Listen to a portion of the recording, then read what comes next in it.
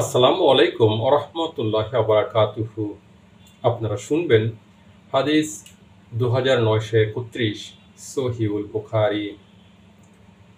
আলী রাদিয়াল্লাহু তাআলা আনহু হতে বর্ণিত, তিনি বলেন, আজহাব যুদ্ধের দিন আল্লাহর রাসূল সাল্লাল্লাহু আলাইহি ওয়াসাল্লাম দোয়া করেন, আল্লাহ তাদের মুশরিকদের ঘর ও কবর আগুনে পূর্ণ করুন, কেননা তারা মধ্যম সলাত তথা আসরের সলাত থেকে আমাদেরকে ব্যস্ত করে রেখেছে, এমনকি সূর্য অস্তমিত হয়ে যায়।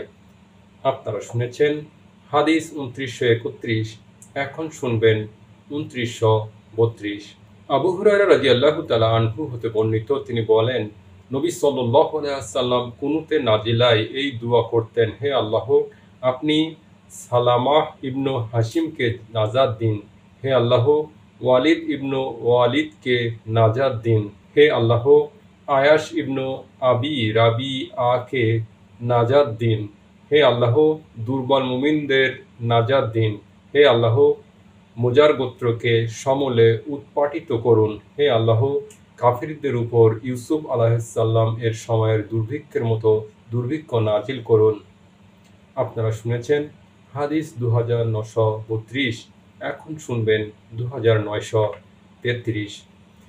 আব্দুল্লাহ ইবনু আওফা রাদিয়াল্লাহু তাআলা আনহু হতে বর্ণিত, তিনি বলেন, আজহাবের দিনে রাসূলুল্লাহ সাল্লাল্লাহু আলাইহি ওয়াসাল্লাম এই বলে মুশরিকদের বিরুদ্ধে দোয়া করেছিলেন যে, হে কিতাব নাজিলকারী, সত্তর হিসাব গ্রহণকারী আল্লাহ, হে আল্লাহ, তাদের সকল দলকে পরাজিত করুন। হে আল্লাহ, আপনি তাদের পর্যুদস্ত ও প্রকম্পিত করুন। আপনারা শুনেছেন হাদিস 2933 সহিউল বুখারী।